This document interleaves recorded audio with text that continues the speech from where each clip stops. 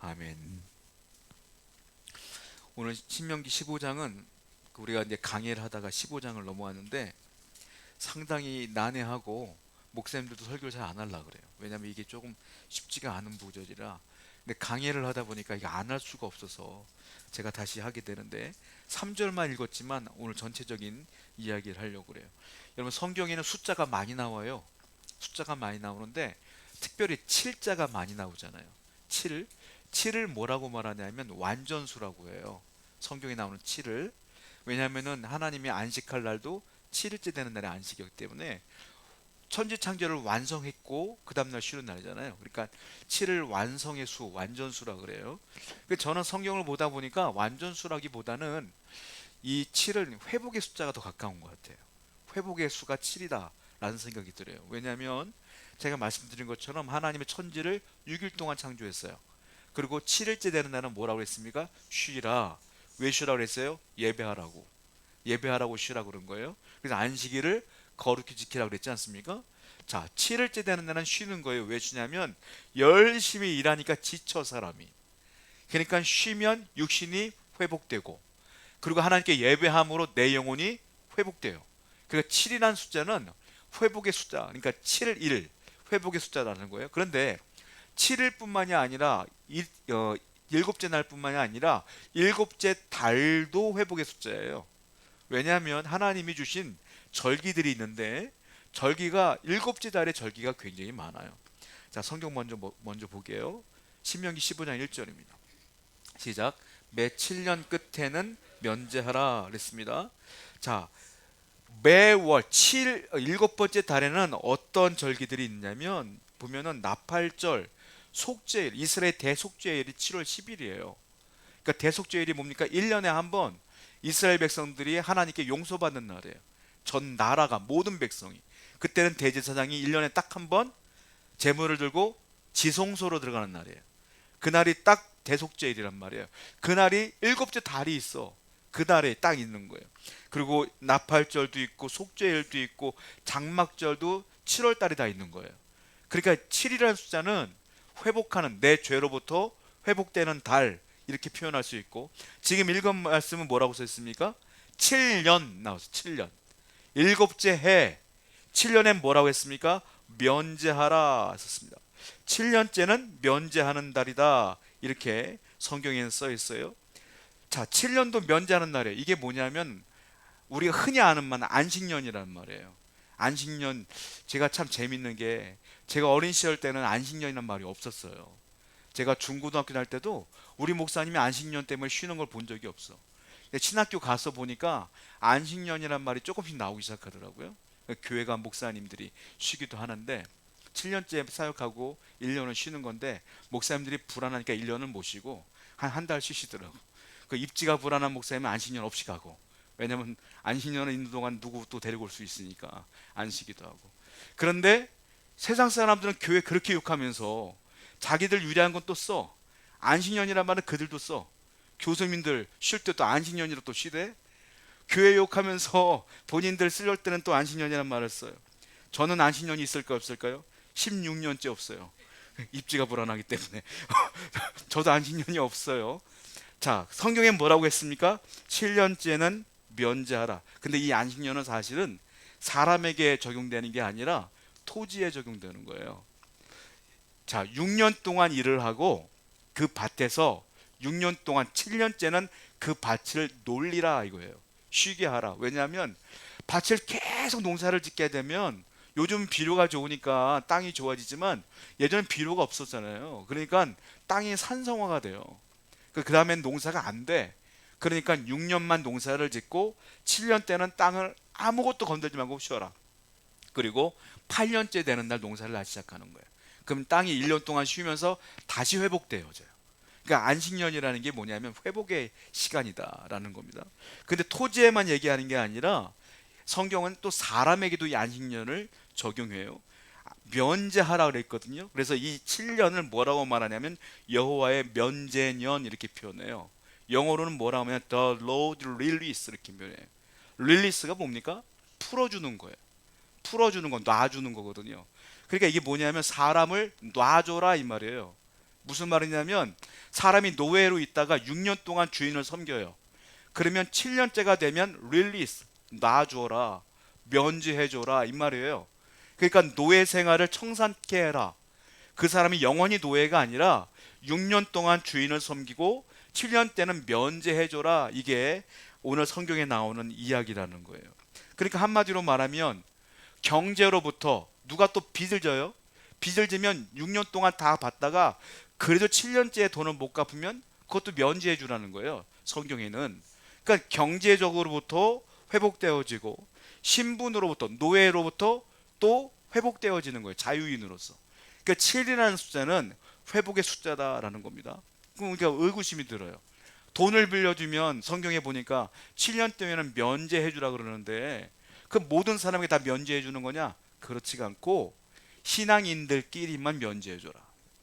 히브리 사람들끼리만 면제해 줘라. 유대인들끼리만. 왜냐하면 만약에 다른 나라 사람이 이스라엘에게 돈을 꿔갔어요. 그러면 하나님이 7년째 면제해 주라니까 면제해 줄게 하면 이스라엘의 국고는 다 바닥이야. 돈을 못 받으니까. 그럼 이스라엘이 망한단 말이에요. 그러니까 뭐라고 말하냐면 다른 사람들한테는 받아라, 재촉해라. 그런데 신앙인들끼리는 면제해줘라. 너희들끼리는 면제해줘라. 그래서 빚을 못 갚아서 노예로 있는 사람들을 풀어줘라 이 말이에요. 그래서 다 모든 사람들이 행복하게 살아갈 수 있도록 하나님이 법을 제정해 준 게 오늘 본문 말씀이다 라는 거예요. 그러니까 한마디로 말하면 회복시켜라 이 말입니다. 하나님의 법과 세상의 법은 차이가 많아요. 세상의 법과 차이가 커요. 모세의 율법이 시내산에서 율법을 받았을 때의 연수를 우리가 계산해 보면 대충 BC 1800년경이라고 생각해요. 근데 이때는 세상의 법은 없었느냐? 세상에 법이 있었어요. 세상에도 나라가 있었고 법이 있었단 말이에요. 특별히 바벨론에는 법이 하나 있었는데 여러분이 잘 아는 법이에요. 세계에서 제일 오래된 성문화된 법전이 하나 있어요. 그걸 뭐라고 말하죠? 함무라비 법전이라 그래요. 그게 제일 오래됐어요. 근데 요때 모세의 율법이 있을 때에 함무라비 법도 있었어요. 그 법과 비교하면 어떤 일이 벌어지냐면 조금 다르다는 거예요. 바벨론의 왕이었던 함무라비가 이 법을 만들었는데 똑같아요. 뭐가 똑같냐면 풀어줘라, 놔줘라, 보호해줘라 다 똑같아 법은. 근데 바벨론은 계층이 있었어요. 계급이. 귀족, 그리고 시민, 노예 세 개의 계층이 있었어요. 근데 이스라엘 백성들은 그게 아니야. 하나님은 노예가 있기를 원하지 않아. 그러니까 6년만 노예로 있다가 빚 못 갚으면 7년째는 무조건 놔주라 이거야. 그러니까 하나님의 백성에는 차별이 없어. 다 하나님의 백성인 거야. 세상의 법은 뭡니까? 귀족이 있고 시민이 있고 노예가 있는데 함무라비 법 안에는 뭐가 있냐면 노예도 보호하는 법이에요. 근데 문제가 뭐냐면 노예인 상태에서 보호받는 법이야. 그러니까 귀족과 비교해보면 두 단계 아래에서 보호받는 법이고 시민의 입장에서 볼 때는 한 단계 아래에서 보호받는 법이에요. 보호는 받지만 여전히 노예인 거예요. 그런데 하나님의 법은 그렇지 않다는 거예요. 완전히 노예에서 바꿔줘라. 그가 똑같은 자유인으로 놔줘라. 이게 하나님의 법이라는 거예요. 자, 우리는 이런 걸 통해서 알 수 있는 게 있는데 하나님의 성품을 알 수 있어요. 하나님은 어떤 분이냐면 자비하신 분이다. 우리를 놓아주고 우리를 균등하게 여기는 자비하신 하나님이시고 사랑의 하나님이다. 하나님은 노예도 보호하시는 분이라는 거예요. 하나님은 없는 자, 연약한 자에게 관심이 많은 분이다 라는 것을 오늘 본문을 통해서 우리가 알 수가 있어요. 자, 신명기 15장은 세 가지로 우리에게 말씀하고 있는데 첫 번째 규정은 그거예요. 돈을 꾸어줬어요. 누가? 돈을 꾸어줬는데 이 사람이 돈을 못 갚아. 그게 7년이 됐어. 그럼 어떻게 됩니까? 빚을 면제해주고 그리고 면제해준 것뿐만이 아니라 독촉하지 말아라 이 말이에요. 다시 말씀드려요. 믿는 사람끼리, 유대인들끼리, 안 믿는 사람한테 돈을 재촉해도 돼. 그러니까 믿는 사람끼리는 그렇게 하지 말아라. 면제해주고 재촉하지 말라가 첫 번째이고요. 두 번째는 뭐냐면 그 사람이 빚을 못 갚으니까 노예가 된단 말이에요. 노예가 되면 6년 동안 노예 생활한 뒤에 7년 때는 노예에서 해방시켜줘라 이 말이에요. 근데 해방만 시켜주면 안 돼. 이 사람은 노예 생활하다가 재산이 없잖아요. 주인이었던 사람이 어떻게 했냐면 양도 주고 그리고 이 사람에게 포도주도 주고 곡식도 줘서 당분간 살 수 있도록 해줘라. 긍휼을 베풀어줘라. 이게 하나님의 말씀인 거예요. 또 세 번째는 뭐냐면 또 특별한 규칙을 주셨는데, 세 번째 규칙은 자, 우양의 양이든 소든 첫 번째 난 수컷 새끼는 여호와께 바쳐라. 하나님 거다. 한마디로 첫 열매 하나님께 바쳐라. 이게 하나님의 법이라는 거예요.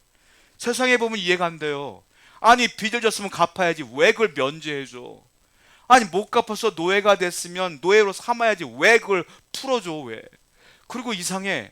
우리가 월급을 받았는데 첫 번째 월급은 그냥 하나님께 바치래. 이게 이해가 되냐는 거예요. 세상에는 우리는 하나도 이해가 되지 않아요. 그런데 하나님의 법은 그렇다는 거예요. 왜? 이게 이상향이야. 이게 이상이야, 이상.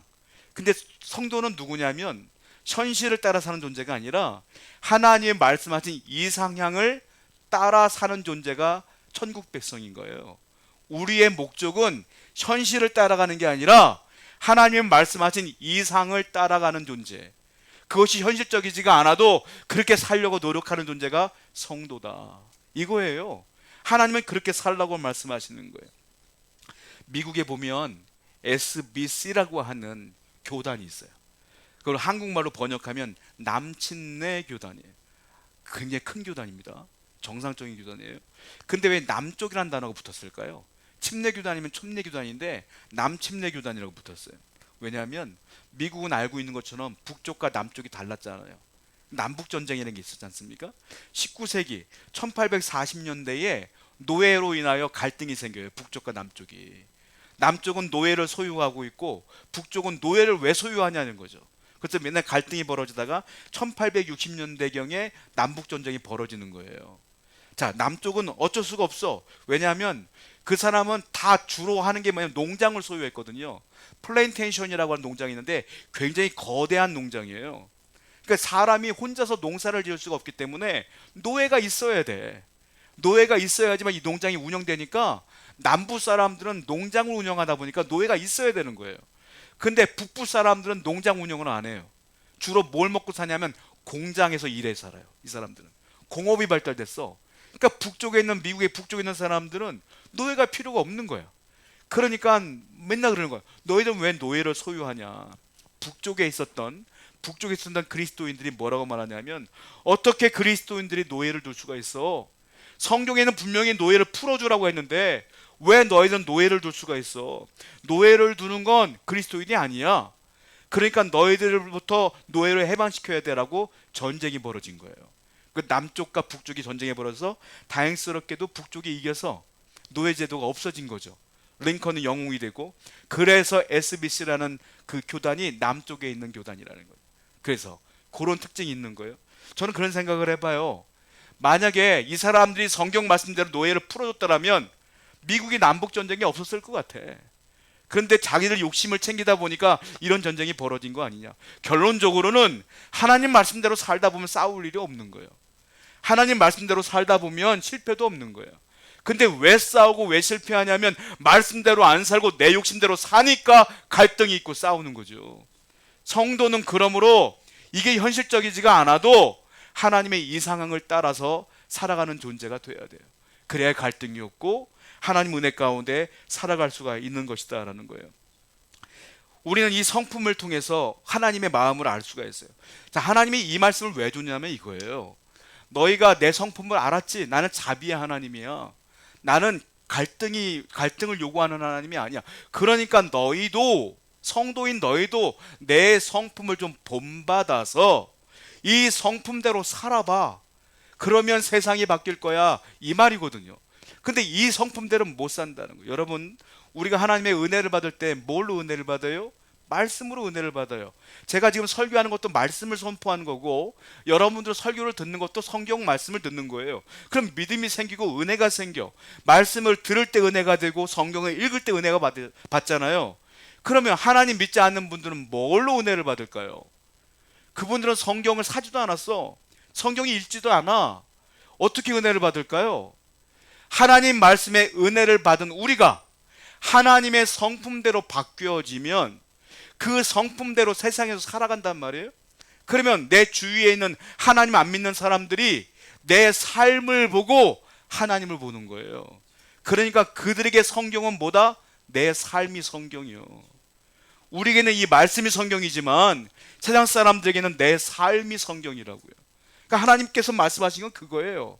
내 마음을 받아서 내 성품을 본받아 살아라.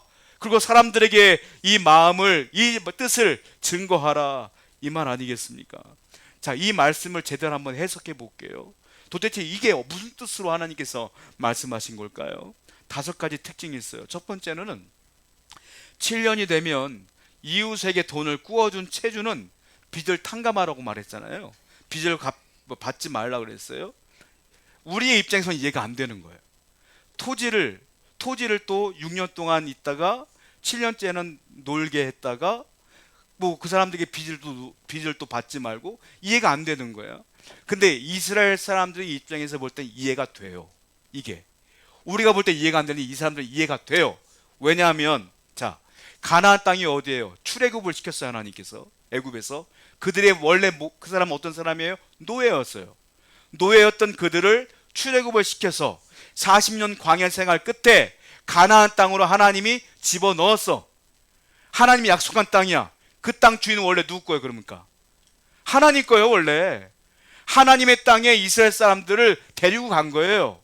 그리고 여호수아가 전쟁을 벌여서 땅을 정복한 뒤에 하나님이 여호수아를 통하여 땅을 다 지파별로 분배해 줬어요. 그러니까 원래 땅이 이스라엘 주인이 아니란 말이에요. 누가 주인이에요? 하나님이 주인이야. 근데 하나님이 뭐라고 말해요? 6년만 일하고 7년째 놀게 놔두래. 그러니까 그들은 이해가 되는 거예요. 하나님의 것이니까 그렇게 해야지, 이 말이에요. 근데 보세요. 농사를 지으면 큰 돈 벌 수 있을 것 같습니까? 제 친구 목사가 강원도에서 목회하거든요. 그 친구가 그래요. 우리는 맨날 쪼들리는데 가을 되면 풍성해져.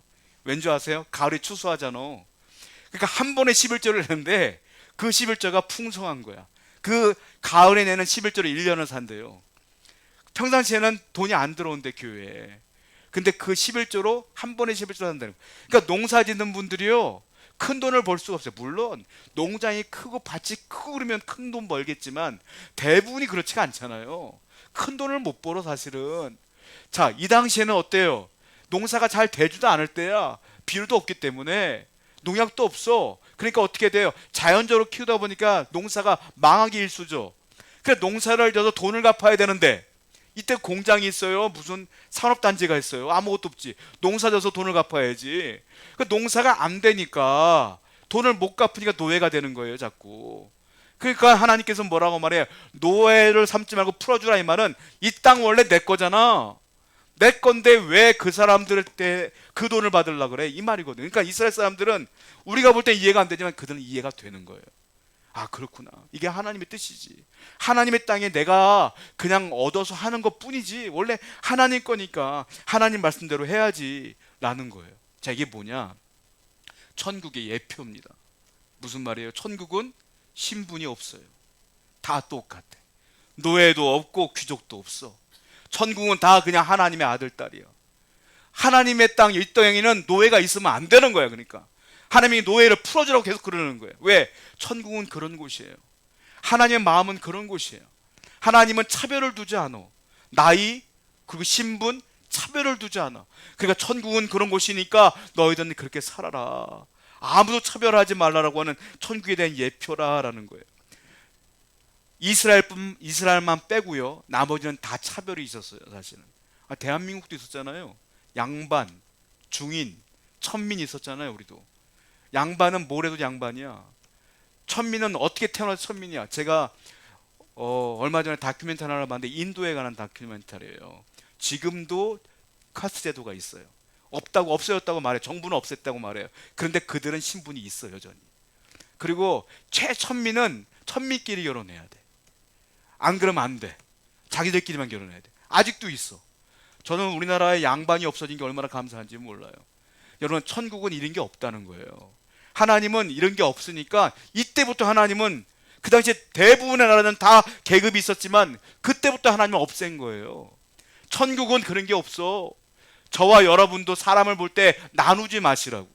다 똑같은 사람들이고 다 하나님의 백성이라는 생각을 갖고 서로 사랑하고 귀하게 여길 줄 알아야 된다. 이 얘기를 하나님께서 우리에게 말씀하신 것이다 라는 거예요. 자, 어떤 사람은 이거를 자기 마음대로 해석하는 분이 있어요. 제가 그걸 들은 적이 있는데 이 말씀을 이상하게 해석하더라고요. 이렇게 해석해요. 자, 7년째 면제해 주라는 말은 6년 동안 일하고 밭을 7년 동안 놀게 하면 7년 때 농사를 못 짓잖아요. 농사를 못 지면 이 사람에게도 수입이 없는 거야. 수입이 없으면 돈을 못 갚은 게 당연한 거지. 근데 8년 때는 농사를 지을 수 있으니까 8년 때부터는 돈을 갚으라는 얘기야. 이렇게 해석하는 분도 있더라고. 절대 그렇지 않고요. 성경은 뭐라고 말하냐면 면제하라 그랬거든. 면제는 취소하라. 없는 걸로 취하라. 자기의 멋대로 해석하면 안 되고 성경대로 해석해야 돼요. 이게 무슨 의미냐면 내가 노예였다가 다시 노임을 당하게 되면 새롭게 출발할 수가 있겠다는 거예요. 뭐예요? 재출발하라. 성도는 재출발하는 거예요. 저와 여러분들은 죄인이었는데 하나님 만나고 새롭게 출발하는 거 아니겠습니까? 근데 여러분들이 또 하나님 믿으면 살다가도 또 죄를 져. 근데 하나님은 또 뭐라고 말해요? 또 용서해 주며 또 새롭게 출발하라고 하는 거예요. 우리 하나님은 끊임없이 기회를 주시는 분이에요. 끊임없이 재출발을 원하시는 분이에요. 그러니까 여러분들의 삶이 어렵고 힘들어도 하늘을 바라보시고 다시 시작할 수 있는 믿음을 갖고 살아가시길 바라요. 하나님은 재출발의 하나님, 다시 시작할 수 있는 능력을 주시는 하나님이라는 것을 기억하라는 거예요. 두 번째, 면제년이 가까웠다고 해서 빚을 독촉하지 말라는 거예요. 야, 조금 있으면 7년째야. 한 달 남았어. 빨리 갚어, 빨리 갚어. 이렇게 하지 말라는 거예요. 하나님께서는 그렇게 하지 말라라고 말하고 있어요. 자, 또 하나, 세 번째는 뭐냐면 면제년이 가까워지면 돈 없는 사람은 계속 돈이 없어. 계속. 그렇다고 해서 면제년이 가까워지면 돈 안 갚는다고 해서 도끼는 뜨고 그 사람을 악하게 쳐다본단 말이에요. 자, 이걸 뭐라고 말하냐면 신명기 15장 9절 말씀 볼게요. 시작. 삼가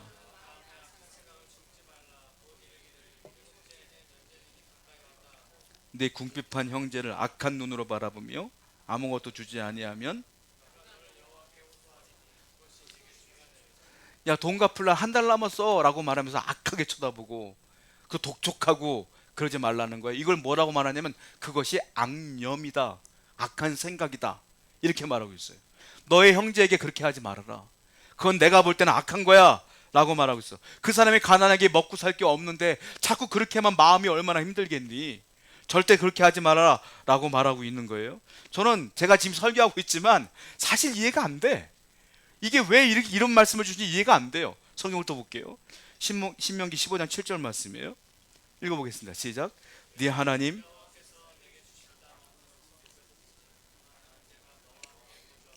그 가난한 형제에게 네 마음을 완악하게 하지 말고, 예, 계속 완악하게 하지 말고 네 손을 움켜주지 말고 뭐라고요? 펴라. 움켜주지 말라 이거예요. 사람은요 본능적으로 움켜져요. 우리 애들도 돌잔치 할 때 보면 애들이요 다 움켜주는 것만 있어. 뭐예요? 실 갖다 놓고 연필 갖다 놓고 돈 갖다 놓고 요즘 마이크도 갖다 놓는데요. 마이크 갖다 놓고 뭐 잡을래? 뭐 잡을래? 돌잡이 하잖아요. 딱 잡으면 뺏으려도 안 놔. 애들이 손이 얼마나 아구심이 센지 뭘 잡으면 안 놔. 어릴 때부터 사람은 움켜줘요. 어릴 때부터. 그게 죄성이야. 하나님은 알고 계시는 거예요. 움켜쥐지 말고 뭐하라? 펴라. 펴서 놔줘라. 나누어라. 이게 하나님의 뜻이라는 거예요. 자꾸 하나님께서 움켜쥐지 말라고 계속 말씀하신다는 거예요. 네 번째로는 자, 너희가 노예로 풀어주고 빚을 갚지 말라고 말하는 그 모든 동기, 원인은 뭐냐? 너 때문이 아니라 저 사람 때문이 아니라 뭐냐면 하나님을 위하는 동기로 그렇게 하라. 하나님의 영광을 위해서 그렇게 하라. 내가 원하는 거야. 그게 하나님께서 말씀하시는 거예요. 하나님의 영광을 위해서 그 모든 것들을 탕감해 줘라 이거예요.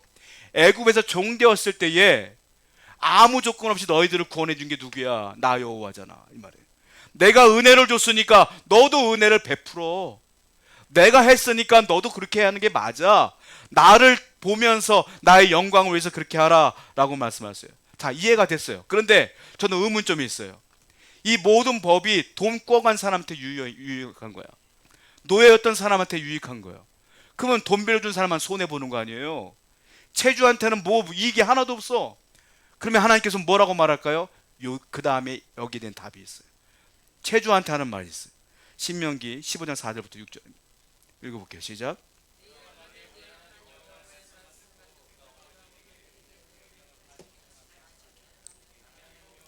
내게 기업으로 주신 땅에서 네가 반드시 복을 받으리니 네 하나님 여호와께서 내게 허락하신 대로 내게 복을 주시리니 내가 여러 나라에 구워줄지라도 너는 구우지 아니하겠고 네가 여러 나라를 통치할지라도 너는 통치당하지. 뭐라고 했어요? 네가 만약에 지금 내가 말한 것처럼 노예를 풀어주고 땅을 쉬게 하고 빚을 독촉하지 않고 면제해주면, 이 말씀대로 하면 뭐라고 했어요? 그 다음 나온 이게요. 네가 땅에서 반드시 내가 너한테 복을 줄 거야. 내가 복을 줄 거고 너희 중에 가난한 자가 없을 거야. 너희 가족 가운데. 그리고 또 뭐라고 말합니까? 너는 구워줄지라도 꾸진 않을 거야. 내가 그렇게 만들어 줄 거야. 네가 여러 나라를 통치할지라도 통치당하게 내가 놔두질 않을 거야. 하나님께서 주신 약속이에요. 내가 손해보는 것 같지만 그 손해는 누가 책임진다? 하나님이 책임진다. 나는 손해보는 것 같지만 하나님이 그 배 이상으로 책임져 주겠다고 약속했어요. 그러니까 이 사람들은 이 약속을 믿고 그대로 행하는 거예요. 그래서 이스라엘 사람들에게는 굶는 사람이 없고 하나님의 은혜 가운데 다 복을 받는 것이다. 여러분, 다 하나님께서는 이유가 있는 거예요. 하나님께서는 다 나에게 복을 주려고 말씀대로 살라고 하시는 거예요. 말씀대로 살면 하나님께서 이 모든 것들을 주신다. 그러니까 우리가 이 모든 것들은 뭐예요? 하나님의 영광을 위해서 하는 겁니다. 그럴 때 반드시 하나님께서 은혜를 베풀어 주신다라는 거예요. 제가 얼마 전에 잡지에서 한 교회 이야기를 제가 읽은 적이 있어요. 대구에는 한 교회인데 불이 난 거예요. 교회가 전소됐어. 교회가 완전히 싹 탄 거야. 그때 목사님이나 성들이 울면서 기도하면서 성전을 다시 짓기 시작하는데 헌금이 필요할 거 아닙니까? 헌금을 이제 성도들 내기 시작하는데 한 분의 헌금이 들어온 거예요. 1,000만 원이 들어왔어요. 그 이게 1,000만 원이 우리가 볼 때는 아니 부자는 뭐 1,000만 원 될 수도 있지 하고 있지만 부자가 아니야 이분이. 경상도 방언이더라고요. 시장 고통리에서 모판 장수하는 분이에요. 모판 장수라는 게 방언이더라고요. 노점 같은 거예요. 이 시장에서 오이 팔고 깻잎 파는 분들 있잖아요. 왜? 이 자리 까놓고 그거요. 그 할머니 권사님이 1,000만 원을 하신 건데 자기가 모아놓은 전 재산을 드린 거예요. 목사님이 이걸 알잖아요. 상황을. 목사님이 안 받았어요. 권사님 이거 하지 말고 적당히 하시라고, 하실 거면. 근데 권사님이 고집을 꺾지를 않아. 계속 되겠다는 거야. 그래서 결정적으로 목사님한테 이런 말을 했어요. 목사님, 지난 1월에 이렇게 설교했잖아요. 목사님 설교 전 똑똑히 기억합니다. 주를 위하여 망하려고 작정한 사람은 하나님이 반드시 흥하게 해주신다. 그 설교 제가 기억해요. 나 주님을 위해 망해도 괜찮아요. 받아주세요 라고 말하면서 이렇게 말해요. 제가요 10년 전에도 못판 장수였고요, 20년 전에도 못판 장수였어요. 지금도 못판 장수요. 앞으로도 못판 장수 하겠지. 그런데 하나님께 드리면 달라지지 않겠어요? 난 그래서 드립니다 라고 드렸다는 거예요. 목사님이 눈물로 그 헌금을 받고 기도를 얼마나 많이 했겠어요. 그 신앙 간증이 나왔고 많은 분들이 거기 감동을 받아서 교회가 다시 세워지는 그런 은혜들의 글들이 있더라고요. 여러분, 우리는 하나님의 영광을 위해서 헌신하고 희생하는 거예요. 우리의 희생과 헌신은 나를 위해서도 아니고 저 사람을 위해서도 아니요, 하나님의 영광을 위해서 하는 거예요. 그러면 누가 갚아줘요? 내게 은혜를 끼친 자가 갚는 게 아니야. 하나님이 갚아주는 거예요. 하나님이 여러분들의 은혜를 갚아주실 줄 믿습니다. 성경에 그런 예가 얼마나 많습니까? 엘가나의 아내였던 한나가 우리가 알고 있는 것처럼 분인나 때문에 얼마나 속상했어요. 근데 맨날 기도하면서, 성전하면서 기도하면서 아들 하나 낳았잖아요. 그 아들이 뭡니까? 누굽니까? 사무엘이야. 얼마나 귀한 아들이야. 근데 그 아들 어떻게 해요? 하나님께 바쳐버렸어. 젖대자마자 바쳐버렸어. 그리고 한 번도 볼 수가 없는 아들이 된 거예요. 하나님의 종으로 크니까 하나님을 위해서 그 귀한 아들 드린 거예요. 그랬더니 이 사무엘은 위대한 존재가 되었고, 뿐만 아니라 하나님께서 사무엘을 바치고 그 불임 여선에게 아들과 딸을 더 많이 주셨잖아요.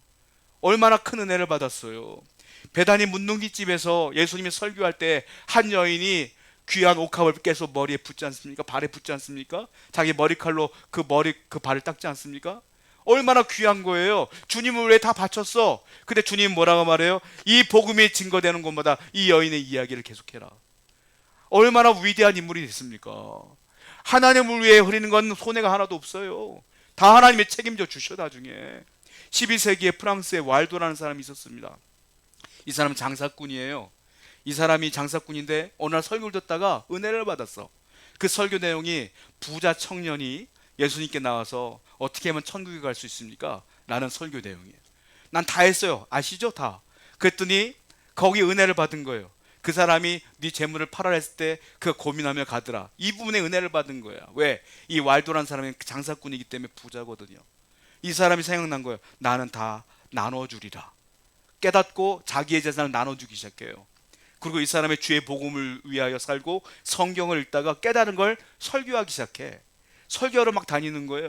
그래서 성경을 연구하다 보니까 이상한 게 있어.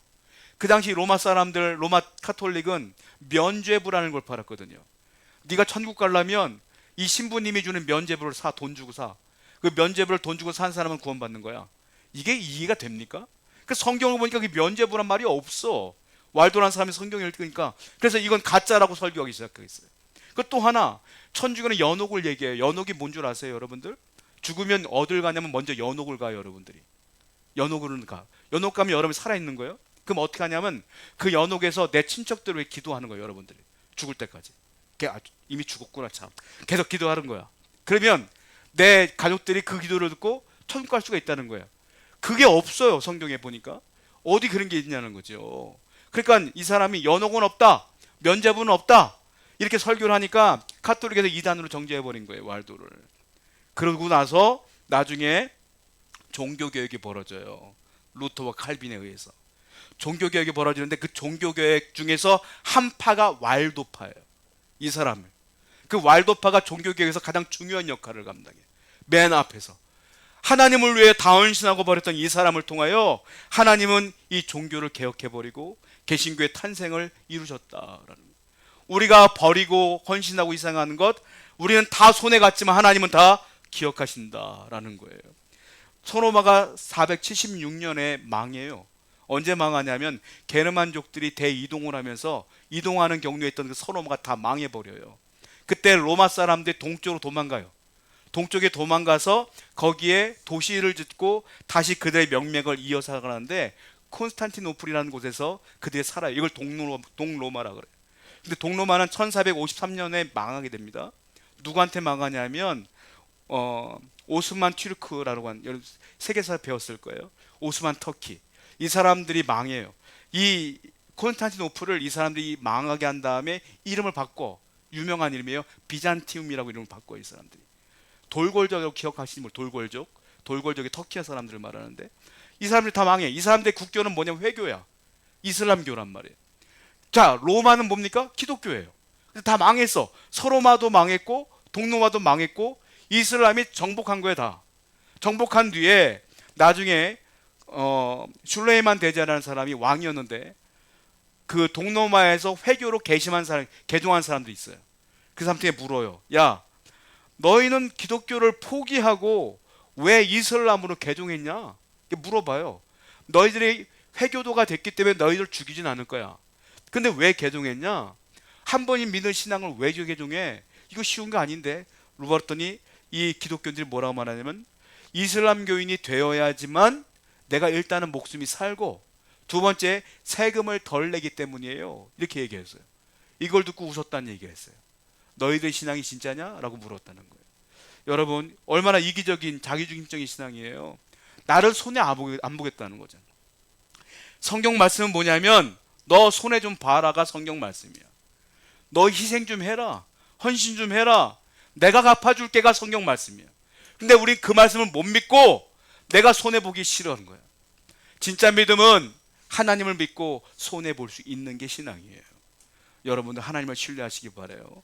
하나님은 분명히 여러분들을 도와주실 거예요. 말씀대로 살아가는 여러분 되기를 축원드립니다. 기도하겠습니다.